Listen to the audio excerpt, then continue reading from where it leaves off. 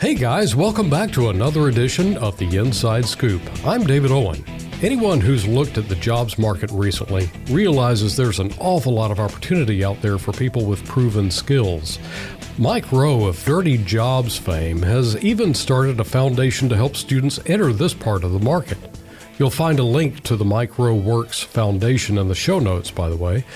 Here to bring us up to speed on Cobb's Innovation and Technology Academy, or CITA, as they call it, is the program's director, Dr. Tiffany Barney. Dr. Barney, thank you for coming in. Thank you so much for having me. Well, let's start off with a little bit about who you are, if people don't already know, and how you got to be the director of CITA. All right. So my background is healthcare. I went to college and thought that I was going to be an athletic trainer for the rest of my life. I have a bachelor's in kinesiology and exercise science. I have a master's in kinesiology and a doctorate in kinesiology. And then transitioned and decided that education was really more what my heart was in. So I taught healthcare science, and then I transitioned to being the instructional coach at a career academy, went to the Georgia Department of Education and was the program specialist for healthcare science, law and public safety, and cosmetology. And then I found myself in Cobb County with the opportunity of a lifetime to open CITA. That's an awful lot of stuff. So did you grow up here in Cobb County? I did not grow up in Cobb County. I grew up primarily in Conyers, Georgia. Okay, Conyers, beautiful horse country over there. Yes. Right? What's behind that name? I mean, Cobb Innovation and Technology Academy, that almost sounds a little bit cryptic. Tell us how that name came about and when it all got started. It's been a weird 2 or 3 years here, so I think maybe revisiting that is not a bad idea. Okay, so I was hired in 2019, and that is before the building was complete. In 2020 is when we opened and started the program. But we really wanted people to realize that this is a district-wide initiative, and so that's where you get the Cobb piece. But we want it to be the flagship nationwide. So we've had several people come and visit us. We pride ourselves on being innovative, trying new things, and having state-of-the-art technology. And so all of that comes together, and you have the Cobb Innovation and Technology Academy. One of the things I noticed is that you are listed on the magnet schools page. Is CITA a magnet school? So technically, CITA is 1, not a school at all, and 2, not a magnet. We are a district-wide program. And so what really makes us different is, 1, dual enrollment is incorporated into our program. Some of our teachers are dual enrollment teachers. They teach the classes on campus, so students don't have to travel. And we also accept students after 8th going into 9th grade. We have our own isolated facility, even though we are connected to Osborne High School. So those are some things that make us a little different than a magnet, but we do use like the centralized bus stops like the magnet. So there are some similarities, but there are some differences. Well, I tell you what, I've been there and had the privilege of seeing a few of the classroom. I guess you'd call it classroom. Is it a lab or a classroom? So we have both. We have the classrooms and the labs. And on the healthcare side, those are combined into a large space. Yeah. But on the construction side and the automotive side, those are separate, and they're separate for safety reasons. So if I tell you not to touch my mannequin and you touch it, I'm not going to be happy as an instructor, but you're not going to hurt yourself. I tell you not to touch a lift and you touch it, you could hurt yourself or someone else. So we have classrooms and labs. What's the casualty count on your campus? 0, because our first class is safety in every one of our pathways. All right. Well, and to that point, I mean, there are some real world hazards that exist in just about every job, but particularly when you're working with heavy equipment or automated things like that. Not to mention administrators who don't want to have to replace things. They might come after you if you damage stuff. Yes. All right. So 2019, 2020 coming online, pandemic, that must have been kind of weird for you because just about everything you do is hands-on. So how did that play out for you? Was it a year off for you or what? It was absolutely not a year off. It was definitely a year on, and our teachers were remarkable. We had to get really creative. So we did things like put kits together to send them home with kids, have pickup times.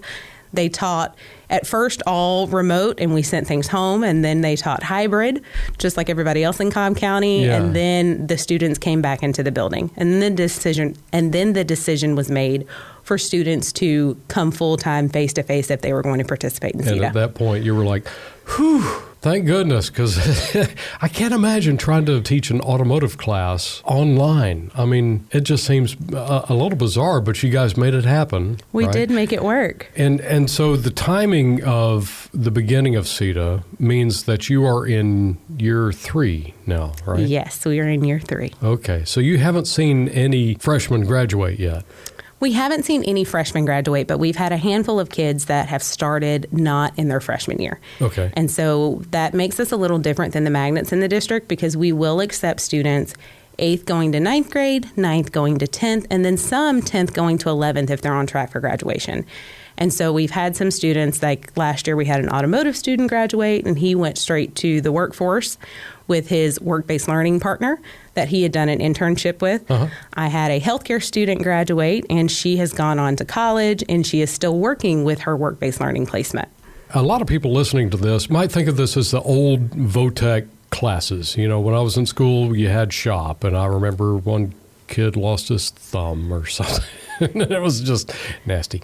How is this different from what those VOTEC things used to be? Those were in every school, but this is a specialized center on the campus of Osborne, right?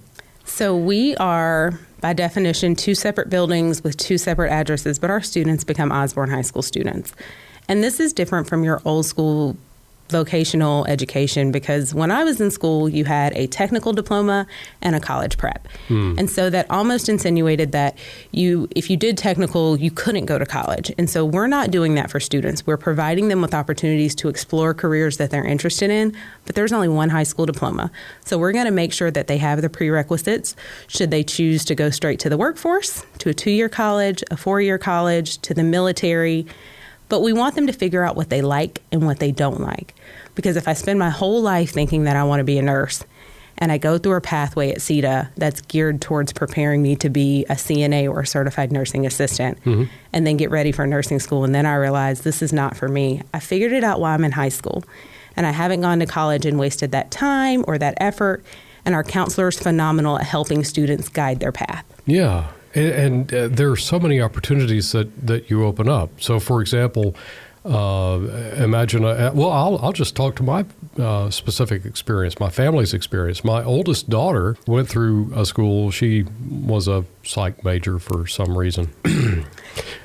Personal issue. We'll talk about that later. But she ended up going back and getting a master's as a nurse. And I don't remember the exact name of her degree, but she ended up in a great spot. But the way that she paid for that additional schooling was working as a tech in a hospital. That's an awful lot better pay rate than bagging groceries. Absolutely. It's a great way to overcome some of that expense. So when you're talking about career versus college, they're not always separate pathways. Not at all. They're together a lot of times. So that's awesome.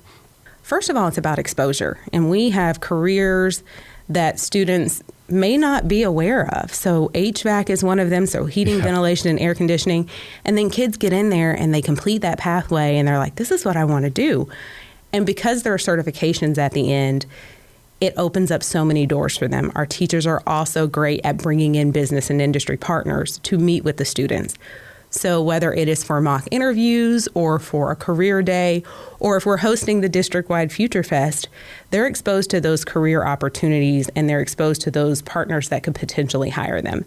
And so I think that's what makes the big difference for our program. Our students not only will graduate with the potential of having credentials, that high school diploma, but also with the connections that are invaluable. And in some cases, certifications, yes. You mentioned. Okay, so one thing I've been remiss in is getting you to list the things that you offer. After this amount of time, you probably can reel them off in your sleep, right? I can. What pathways are available through CITA? So we have patient care, which is our CNA pathway. We also have EMR, so emergency medical responder, EMT, emergency medical technician. We have clinical lab, we have phlebotomy, we have surgical tech, we have energy and power, automotive, cybersecurity, networking, HVAC, so heating, ventilation, and air conditioning, welding, heavy equipment, carpentry, electrical, plumbing, and masonry. Oh my gosh. Okay, this is a podcast, this audio only, you can't see. She doesn't have a piece of paper in front of her. She knows this stuff because it's so near and dear to your heart, I'm sure. Absolutely. So, I mean, these are not lightweight subjects. These are real life, like one that comes to mind is the EMT. Everybody needs an EMT when you need an EMT, right? Yes. So they could actually graduate with a certification, or do they have to go back someplace for a certification to become an EMT? So it depends on the pathways. For EMT, that is one that we actually offer the National Registry Exam, which is the exam that if I went to school to be an EMT, which I am, right now, that's the test that I took. And so our students are taking that test. Our teacher that teaches it is a paramedic by trade. So she has been in the field and transitioned to education and still works in the field. So she's bringing that real life experience to the students. So a lot of them will complete the EMR pathway and then the EMT, and they will have those credentials when they graduate and can get licensed to practice. So, and that applies to most all of the pathways? So a lot of them have those entry-level certifications. So patient care has one. Where it's a little bit different is with my construction-related field. So they are working on getting hours towards that master certification. So they'll sit for their OSHA 10, so they'll have their safety, and some of them will have their OSHA 30.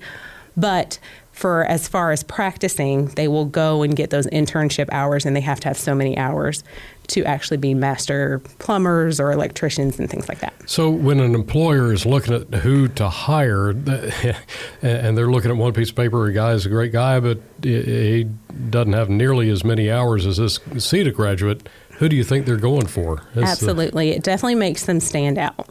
Okay. If a parent's listening to this, or maybe a student's listening, and they're saying, man, this sounds really awesome, which it is, how do they get the ball rolling in the direction of being a part of CITA? Our application opens on October 1st every year and closes on December 1st. And like I said, we'll accept 8th going to 9th grade, 9th going to 10th, and sometimes 10th going to 11th. But what I encourage you to do is reach out to our teachers about the content that we have, explore our website. We have promotional videos out there. Talk to our students. We host an open house. We also have these things called CITA Saturdays.